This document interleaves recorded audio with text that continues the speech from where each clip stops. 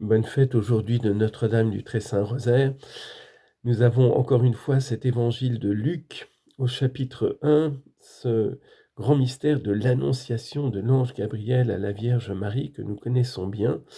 Et on m'objectait récemment, est-ce que tirer de là la révélation du mystère et du dogme de l'Immaculée Conception, ce serait pas tirer le texte biblique un peu par les cheveux? Eh bien, je viens répondre à cette question, parce qu'effectivement, nous savons bien que, il y a beaucoup de protestants pour qui, enfin, ça pose problème, cette histoire de l'Immaculée Conception. J'ai déjà entendu des prédications évangéliques déchaînées disant que c'était une invention du démon pour supprimer la rédemption du Christ, pour remettre en cause la rédemption du Christ. Bon, ben, c'est tout le contraire. Nous croyons que tout ce que est la Vierge Marie, elle le reçoit de Jésus. Marie n'est qu'une pauvre créature, l'humble servante du Seigneur, et tout ce qu'elle est, elle le reçoit de la grâce de Dieu. La Vierge Marie illustre le primat de la grâce. Tout est grâce et tout vient de la grâce. Et alors, ce qu'il y a d'extraordinaire, c'est que cette révélation du mystère de son identité personnelle, de son privilège unique, est révélée dans ce passage, dans les paroles mêmes du texte grec.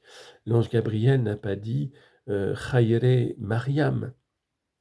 Il n'y a pas dit Réjouis-toi, Marie, je te salue, Marie. À la place du nom de Marie, il l'appelle d'un mot grec, mais phénoménal, Kecharitomene. C'est un verbe grec qui est fabriqué à partir du mot charis, qui veut dire la grâce. Donc la Vierge Marie atteste dans tout son être et toute sa personne que tout est grâce, que tout vient de la grâce de Dieu, que rien n'existe en dehors de la grâce de Dieu. C'est-à-dire qu'il y a pas plus protestante que la Vierge Marie au sens du sola gratia. Tout vient de la grâce de Dieu. Alors, cette expression grecque, elle est extraordinaire parce que c'est un verbe fabriqué, c'est un verbe grec, une forme verbale grecque, tout à fait spéciale qui indique une transformation du sujet. Donc, ça veut dire transformé par la grâce. Ce verbe est une forme passive. Ça veut dire que Marie reçoit tout. Elle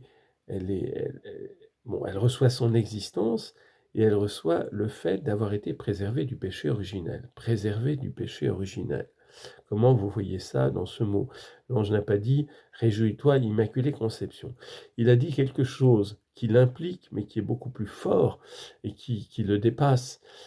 Parce que la grâce, c'est pas seulement l'absence de péché, mais c'est la participation à la vie divine. C'est pour ça qu'il dit pleine de grâce et pas seulement Immaculée Conception. Mais la grâce implique par essence le rejet de son contraire, à savoir le péché. Alors l'ange Gabriel utilise cette expression toute graciée, toute transformée par la grâce. En grec, c'est un parfait résultatif. Le parfait résultatif, c'est une nuance en grec qui indique que l'action a atteint son achèvement. Donc Marie est complètement transformée par la grâce. Donc il n'y a pas de péché en elle. Il n'y a aucun péché en elle, il n'y a jamais eu de péché en elle. Et c'est ça un mystère extraordinaire, parce que c'est la victoire du Christ qui se déploie parfaitement en elle. Alors pourquoi Dieu a donné ce privilège à la Vierge Marie? Vous pensez bien, toute l'humanité de Jésus vient de la Vierge Marie. Jésus, c'est le Saint des Saints. C'est Dieu, c'est consubstantiel au Père, c'est Jésus, c'est la plénitude de la divinité dans l'humanité depuis le premier instant de sa conception. En lui réside, dit saint Paul, corporellement la plénitude de la divinité.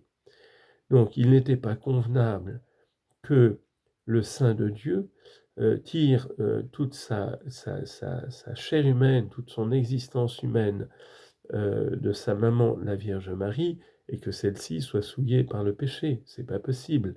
Le Saint des Saints, le temple, d'où est sortie l'humanité sainte de Jésus, ne pouvait être que saint. C'est pas possible autrement. Enfin, tout est possible à Dieu, mais c'est une raison de convenance. Il fallait nécessairement, dans la sagesse de Dieu, que Jésus, dont toute l'humanité, toute la sensibilité, tout le corps vient 100% de la Vierge Marie, puisqu'il n'y a pas eu d'intervention masculine, il fallait nécessairement qu'elle lui soit conforme et qu'elle soit sans péché. Alors c'est un grand mystère qui nous réjouit parce que c'est ce à quoi nous sommes destinés. Saint Paul le dit, nous avons été choisis, élus avant la fondation du monde pour être saints et immaculés en sa présence. Et Jésus qui nous a donné sa maman sur la croix, voici ta mère.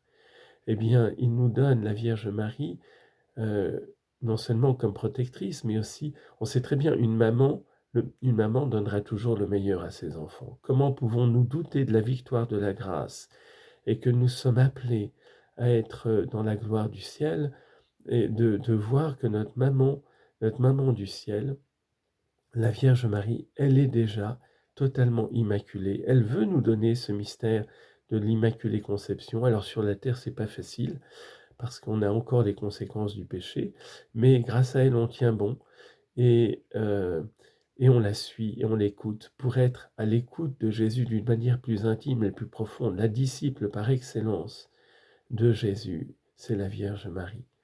Toujours dans toutes les apparitions, elle nous dit « Écoutez-le, tout ce qu'il vous dira, faites-le ».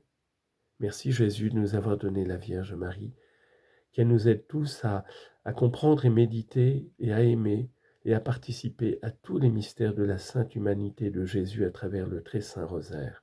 Amen.